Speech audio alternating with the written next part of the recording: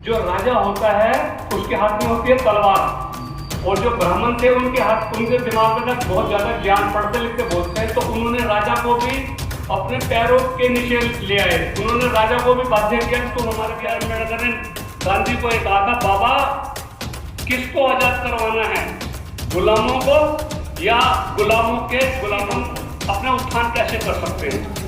हम अपना उत्थान अच्छी एजुकेशन से कर सकते हैं और हम अपना उत्थान बिजनेस से भी कर सकते हैं, क्योंकि महात्मा बुद्ध ने कहा था कि गरीबी एक सबसे बड़ा रोग है और सबसे बड़ा अभिशाप है।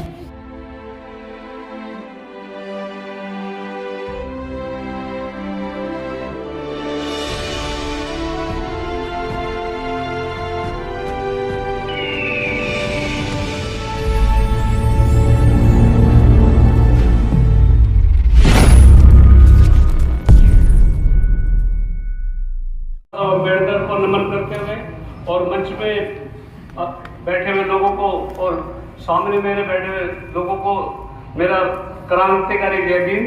साथियों, आज का विषय है कि भारत का संविधान पूर्णतया मानवतावादी, कल्याणकारी, वैज्ञानिक सोच की वृद्धि, स्वतंत्रता, विश्व शांति का प्रबल समर्थक और धर्म हेतु वे ही बुद्ध की धारणा को समर्थित करता है।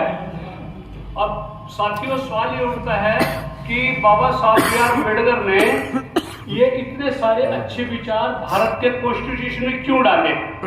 देखो, ये हम सबको पता है कि, और ये इसका सबूत भी आ चुका है डीएनए के द्वारा कि ये जो सो कॉल्ड अपर कास्ट है ना, जो 15% कॉन्स्टिट्यूट करती है, ये सेंट्रल एशिया से आए थे। तो इन्होंने अपने पॉलिटिकल राइट्स, इकोनॉमिक राइट्स और एजुकेशन राइट्स को बरकरार करने के लिए और हमें सबसे नीचे पायदान में डालने के लिए एक व्यवस्था क्रिएट की कि ब्राह्मण मुंह से पैदा हुआ है, हाथों से क्षत्रिय पैदा हुआ है, पेट से बनिया पैदा हुआ है वैश्य, और पैरों से शूद्र पैदा हुआ है। लेकिन पंचम का सवाल उठता है, जो शेड्यूल कास्ट होते हैं वो 4 वर्णों में नहीं आते।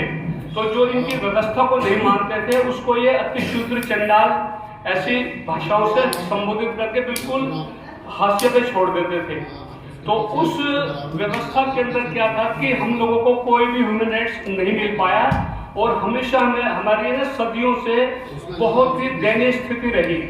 तो उस स्थिति को भागते हुए बाबा साहब ने अपना त्याग किया और बाबा साहब के 4 बच्चे भी हमारे लिए ही सुहा हो गए और उन्होंने अपनी पढ़ाई लिखाई नहीं छोड़ी, ये जानने के लिए कि ये 4-5 हजार साल से जो कंटिन्यूटी में ये व्यवस्था चल रही है, ये टूट क्यों नहीं पा रही? ये टूट इसलिए नहीं पाई कि जो राजा होता है उसके हाथ में होती है तलवार, और जो ब्राह्मण थे उनके दिमाग में बहुत ज्यादा ज्ञान, पढ़ते लिखते बहुत थे। तो उन्होंने राजा को भी अपने पैरों के नीचे ले आए। उन्होंने राजा को भी बाध्य किया कि तुम हमारे पैर छू, और उन्होंने कहा कि हम इस पृथ्वी के भगवान हैं। इतनी मतलब उन्होंने भ्रांति पैदा की, जिसको मैं एक मानसिक रोग की संज्ञा देता हूं। कोई भी व्यक्ति सुपरनेचुरल पावर से अबव हो ही नहीं सकता। तो इन्होंने ये इसलिए बनाया ताकि लोगों में भय बना रहे। अब सवाल ये उठता है कि जो अमानवीय व्यवस्था थी ये टोटली काल्पनिक थी, क्योंकि एम.एन. श्रीनिवास ने caste system in India and other essays में ये लिखा है, वो वर्ल्ड लेवल के सोशलिस्ट थे, कि ये केवल एक कवि की कल्पना है। तो ये कवि की कल्पना सिर्फ इसी आधार पर कंटिन्यूटी में आई कि इसको इम्प्लीमेंट करने के लिए ब्राह्मणों ने राजा के हाथ में तलवार पकड़ाई कि अगर ये मानते नहीं तो ये इम्प्लीमेंट ऐसे होगा। तो उस वजह से ये सिस्टम चलता रहा। अब सवाल ये उठता है कि ये सिस्टम मुगल काल में भी क्यों चला? यह सिस्टम मुगल काल में भी चला क्योंकि जब अंग्रेजों से पहले जब मुगल लोग यहाँ पे आए तो फिर इन्होंने इसे साठगांठ कर ली। जो अपने आप को क्षत्रिय बोलते थे, जो राजस्थान के भी राजा महाराजा और राज्यों के भी राजा महाराजा है, उन्होंने अपनी लड़कियां इनको दी और ये सत्ता के अंदर घुल मिल गए। फिर अंग्रेज आए तो इन्होंने अंग्रेजों के साथ भी साठगांठ की और अपनी अच्छी एजुकेशन प्राप्त की और ये उनसे भी घुल मिल गए। तो उस वजह से हमारे लोगों को कभी भी एक मौका नहीं मिला कि हम कुछ कर पाए।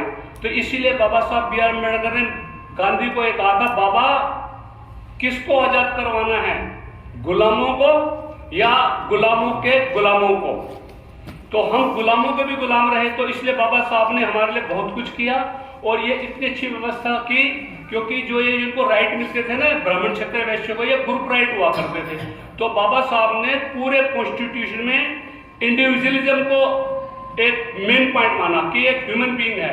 इवन भारत को हमें प्यार होना चाहिए क्योंकि हमारी कंट्री है, लेकिन उन्होंने प्रीएम्बल में भी कहा था इंटीग्रिटी ऑफ द नेशन, बाद में कहा, पहले वर्ड यूज किया dignity of the human being and integrity of the nation. It means अगर हमारे अंदर देश के प्रति प्यार होना चाहिए, लेकिन जब आप इंडिविजुअल को ही कुत्ते बिल्ली की तरह ट्रीट करोगे तो देश के प्रति हमारा प्यार नहीं आ पाएगा। इसी वजह से उन्होंने कहा था कि इंटीग्रिटी ऑफ द नेशन तो जरूरी है, लेकिन उससे पहले ह्यूमन डिग्निटी होनी चाहिए। इसीलिए बाबा साहब ने एक कंसेप्ट दिया equality under article 14। Under article 14 हम किसी भी प्रकार का कोई भी काम कर सकते हैं, लेकिन धर्मशास्त्राज के अंदर क्या प्रावधान था कि हम पैदा हुए उसी कास्ट में काम करेंगे, यानी जो स्वीपर पैदा हो स्वीपर का काम करेगा, जो ब्राह्मण पैदा हो ब्राह्मण का काम करेगा। लेकिन ये बिल्कुल ही काल्पनिक सिस्टम है और हमें ये सोचना है कि हम अपना उत्थान कैसे कर सकते हैं। हम अपना उत्थान अच्छी एजुकेशन से कर सकते हैं और हम अपना उत्थान बिजनेस से भी कर सकते हैं, क्योंकि महात्मा बुद्ध ने कहा था कि गरीबी एक सबसे बड़ा रोग है और सबसे बड़ा अभिशाप है।